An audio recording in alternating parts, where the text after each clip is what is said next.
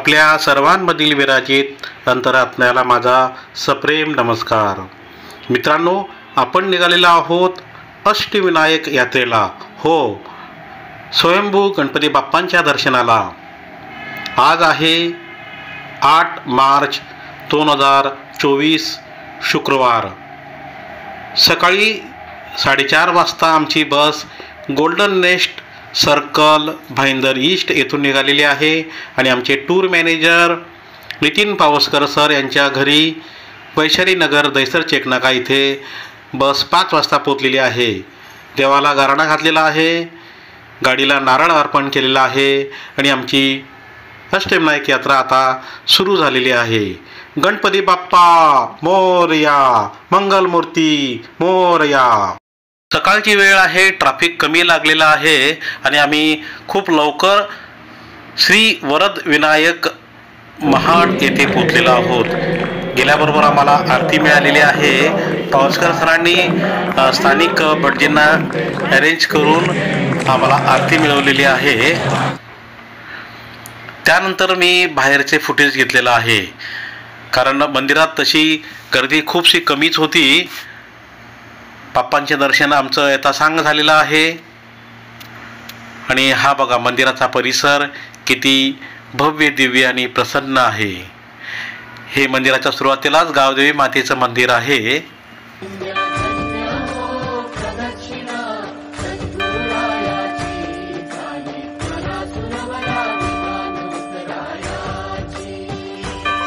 असा मंडप आहे, सभा मंडप आहे आणि इथे भक्तांची खूप गर्दी होत असते।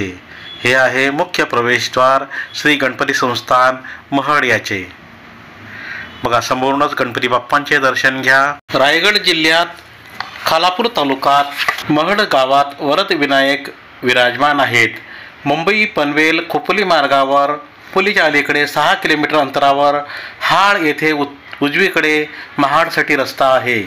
मुंबई महड अंतर 83 किलोमीटर आहे। मुंबई पुणे रेल्वे मार्गावर कर्जतपासून महड 24 किलोमीटर आहे आणि खोपोली रेल्वे स्टेशनपासून 6 किलोमीटर आहे। वरद विनायकाची स्वयंभू मूर्ती इसवी सन 1690 मध्ये श्री धोंडू पौंडकर यांना तळ्यात सापडली। तळ्याजवळच गावदेवीचे मंदिर आहे, तेथे काही काळ ही मूर्ती होती। नंतर इसवी सन 1725 साली वरद विनायकाचे देऊळ बांधण्यात आले।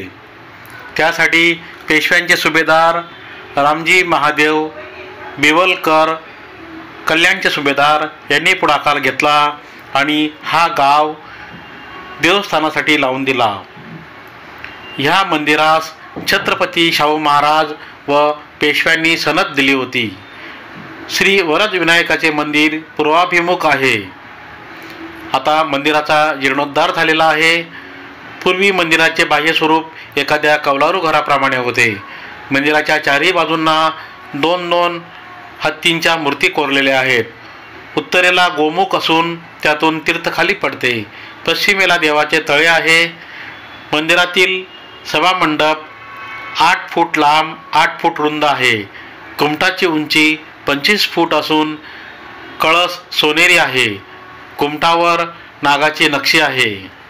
गाभाऱ्यात प्रवेश करता क्षणी रिद्धी सिद्धीच्या कोरीव व दगडी मूर्ती दिसतात। दोन्ही बाजूंना कोनाड्यात गणेशाच्या 2 मूर्ती आहेत। त्यातील डावीकडील मूर्ती शेंदूर चर्चित आहे व उजवीकडील मूर्ती संगमरवरी उजव्या सोंडीची आहे। गाभाऱ्यात दगडी मैरप नक्षीदार सिंहासनावर श्री वरद विनायकाची मूर्ती आहे। मूर्ती डाव्या सोंडीची असून बैठी व पूर्वाभिमुख आहे। ह्या भागात श्री दत्तात्रयांचं मंदिर आहे व बाजूलाच राहू, केतू आणि शनी यांचं मंदिर आहे। वरद विनायकाची स्वयंभू मूर्ती इसवी सन 1690 मध्ये श्री धोंडू पौंडकर यांना ह्या तळ्यात मिळाली।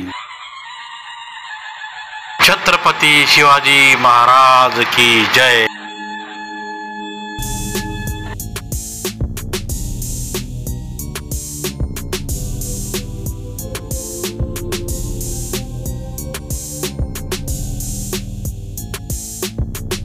आता आपण आलेलो आहोत पाली येथे बल्लाळेश्वरांच्या दर्शनाला। बल्लाळेश्वर देवस्थान पाली परिसरात अतिशय मोठ्या प्रमाणात पार्किंग उपलब्ध आहे। इथे खाद्यपदार्थांचे स्टॉल्सही भरपूर आहेत। पूजेचे साहित्य, हार, फूल आदी विपुल प्रमाणात इथे उपलब्ध आहेत। ही आहे श्री धुंडी विनायक गणपतींची मूर्ती। श्री धुंडी विनायक गणपतींची मूर्ती अतिशय भव्य, दिव्य, आकर्षक आणि आखीव रेखीव आहे। मूळच्या लाकडी देवालयाचा जीर्णोद्धार करून फडणवीसांनी सध्याचे पाषाणी देवालय इसवी सन 1760च्या सुमारास तयार केले। देवालयाच्या सभोवार फरसबंद असून देवालयाजवळ 2 तलाव खोदलेले आहेत। त्यातील उजवीकडील तळ्याचे पाणी श्रींच्या पूजेसाठी राखीव ठेवलेले आहे। मंदिराच्या आवारात एक प्रचंड घंटा असून ती पंचधातूंची आणि मूळ युरोपात ओतलेली आहे।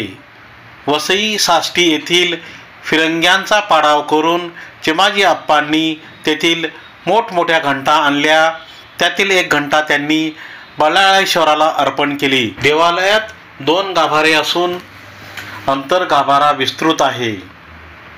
अंतर्गाभारा 15 फूट उंच असून बाहेरील उंदिराचा गाभारा 12 फूट उंच आहे। उंदीर आपल्या 2 पायात मोदक धरून बल्लाळेश्वराकडे पाहत आहे। देवालयाच्या दगडी भिंती जाड असून भिंतीच्या चिऱ्यांमध्ये शिसे ओतून भिंती अतिशय मजबूत केलेल्या आहेत।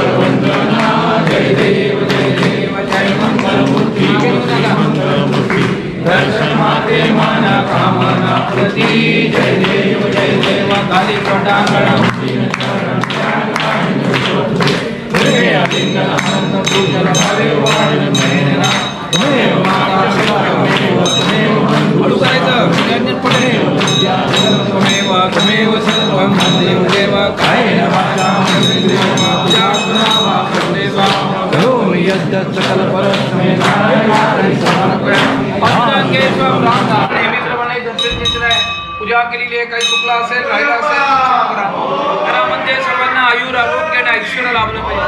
मनामध्ये काही कामना असतील, इच्छा असतील, ते आपल्या कृपेने पूर्ण झाली पाहिजे। मुलांना सुविद्या प्राप्त झाली पाहिजे, शरीर आरोग्य प्राप्त झालं पाहिजे। असलेल्या नोकरी व्यवसायामध्ये काही अडचणी असतील त्या दूर सुव्यवसाय प्राप्त झाला पाहिजे। काही ग्रहपीठा असतील, शारीरिक पीठा असतील त्या दूर झाल्या पाहिजे। वक्रतुंड महाकाय सूर्यकोटी समप्रभा निर्विघ्नं कुरु मे देव सर्वकार्येषु सर्वदा आवाहनम्।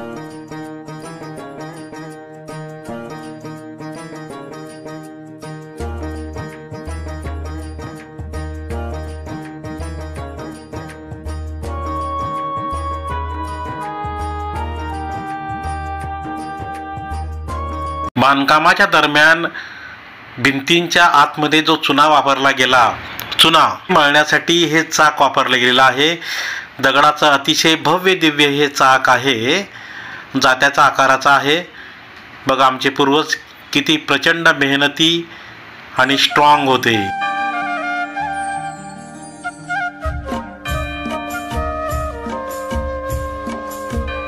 पाली गावात कल्याण शेठ नावाचे एक व्यापारी होते। त्यांना बल्लाळ नावाचा मुलगा होता। लहानपणापासून बल्लाळ हा गणपतीचा भक्त होता। आपल्या मित्रांना घेऊन तो जंगलात जाऊन श्री गणेशाची आराधना करत असे।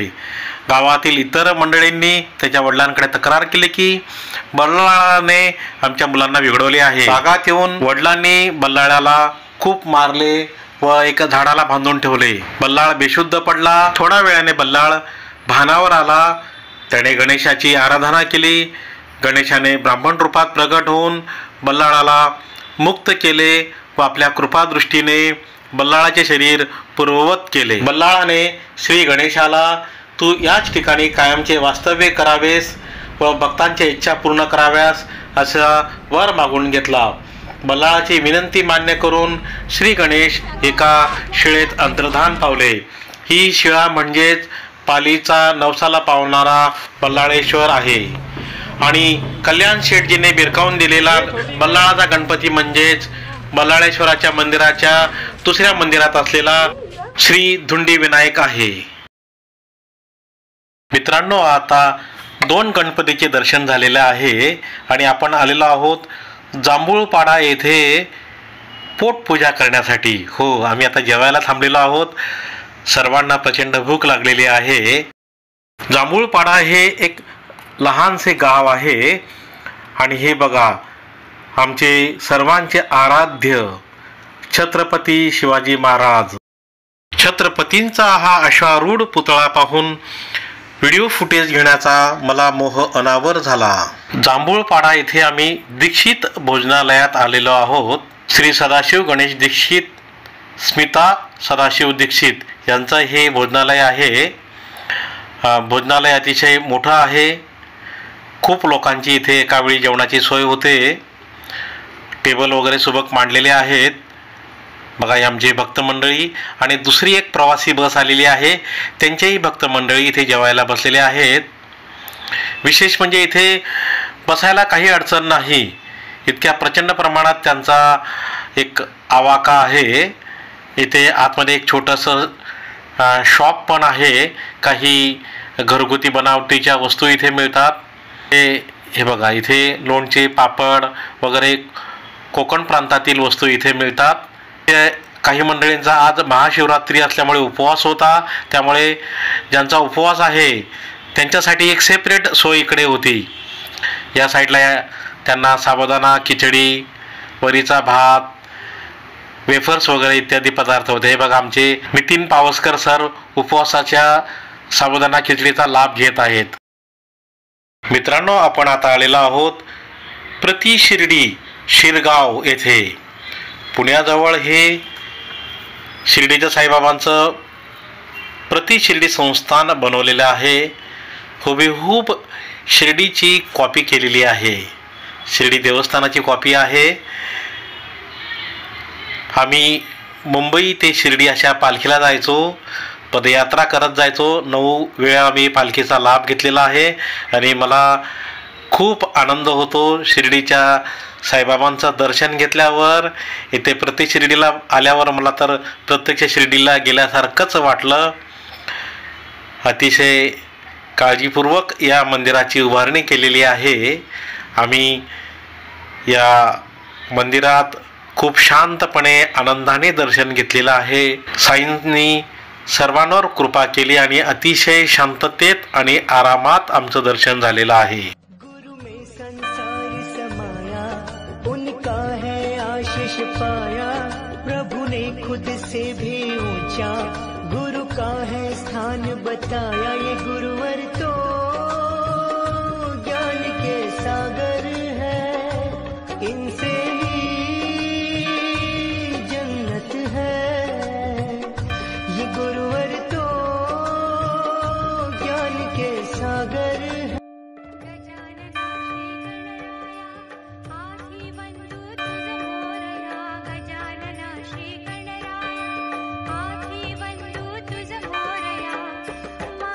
आता आपण आलेलो आहोत श्री क्षेत्र थेऊर येथे चिंतामणी गणपती बाप्पांच्या दर्शनाला. हे आकर्षक प्रवेशद्वार आहे. ही गल्ली मंदिरापर्यंत जाते. मध्ये बघा, हे श्री चिंतामणी गणेश प्रतिकृती वस्तू संग्रहालय ट्रस्ट आहे. इथे काही मूर्ती आणि काही प्रसाद वगैरे ठेवलेला आहे.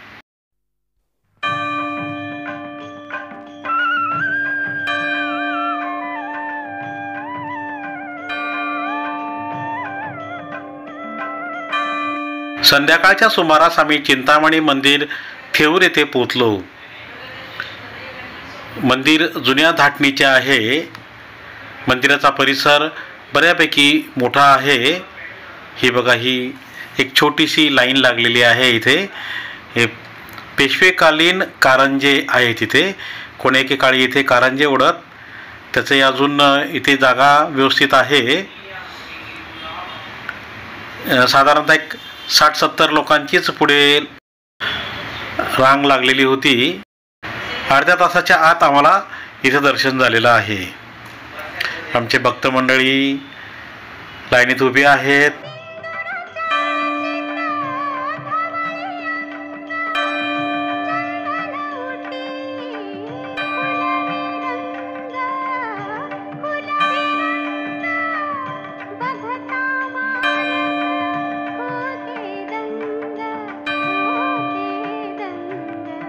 पुणे जिल्ह्यात हवेली तालुक्यात पुण्यापासून 25 किलोमीटर अंतरावर थेऊर येथे श्री चिंतामणी विनायकाचे मंदिर आहे.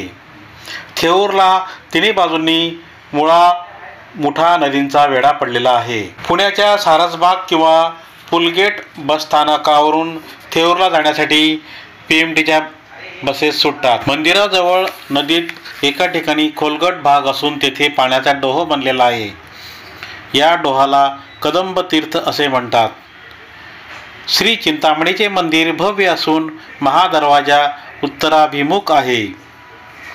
महादरवाजापासून थेट मुळा मुठा नदीपर्यंत पेशव्यांनी पक्की सडक बांधलेली आहे. मंदिराचा सभामंडप लाकडी असून सभामंडपात काळ्या दगडातून घडवलेला एक कारंजा पाहायला मिळतो. मंदिरासमोर ओवऱ्या आहेत. मंदिराभोवतीचे आवार फरसबंद व प्रशस्त आहे.